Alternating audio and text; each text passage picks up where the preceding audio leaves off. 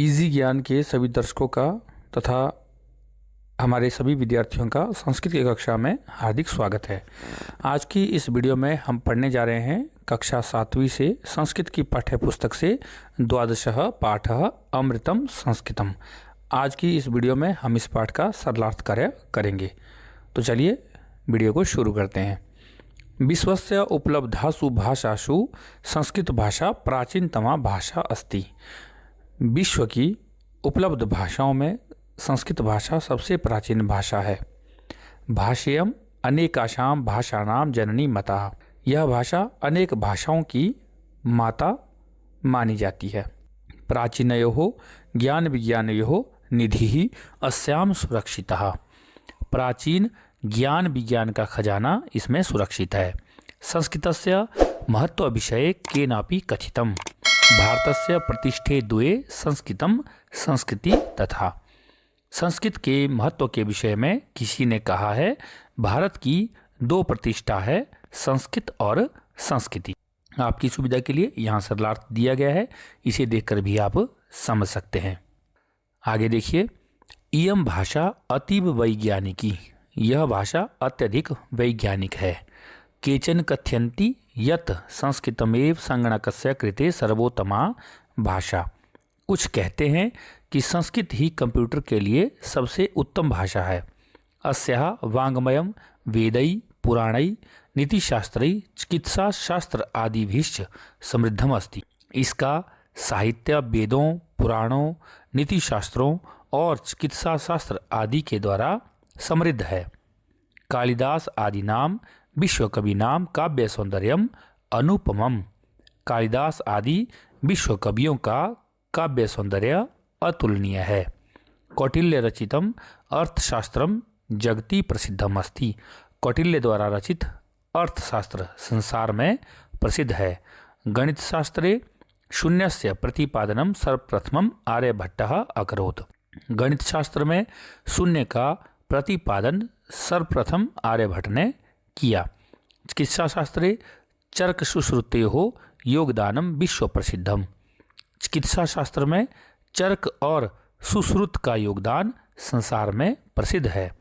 संस्कृते यानि अन्यानि शास्त्राणि विद्यन्ते तेषु वास्तुशास्त्रम, रसायन शास्त्रम, खगोल विज्ञानम, ज्योतिष शास्त्रम, विमान शास्त्रम इत्यादिनी उल्लेखनीयानि। संस्कृत में जो अन्य शास्त्र विद्यमान हैं उनमें वास्तुशास्त्र, रसायन शास्त्र, अंतरिक्ष विज्ञान, ज्योतिष शास्त्र और विमान शास्त्र इत्यादि उल्लेखनीय है। इस पैराग्राफ की हिंदी आप यहाँ पर देख सकते हैं, जिससे आपको समझने में आसानी होगी। आगे देखिए, संस्कृते विद्यमानः सूक्तयः अभ्युदयाय प्रेरयन्ति यथा सत्यमेव जयते, वसुधैव कुटुम्बकम, विद्यया अमृतम अश्नुते, योगः कर्मसु कौशलम इत्यादयः। संस्कृत में विद्यमान सूक्तियाँ अर्थात सुंदर वचन कल्याण के लिए प्रेरित करते हैं। जैसे सत्य की ही जय होती है या जीत होती है, संपूर्ण पृथ्वी ही परिवार के समान है, विद्या के द्वारा मनुष्य अमृत प्राप्त करता है, कार्यों में कुशलता ही योग है, सर्वभूतेषु आत्मवत् व्यवहारम कर्तुम संस्कृत भाषा सम्यक शिक्षयति। सभी प्राणियों के साथ अपने समान व्यवहार करने के लिए संस्कृत भाषा अच्छी प्रकार से शिक्षा देती है। केचन कथयन्ति यत् संस्कृत भाषायाम केवलम धार्मिकम साहित्यम वर्तते। कुछ लोग कहते हैं कि संस्कृत भाषा में केवल धार्मिक साहित्य ही विद्यमान है। ऐसा धारणा समीचीना नास्ति। यह विचार उचित नहीं है।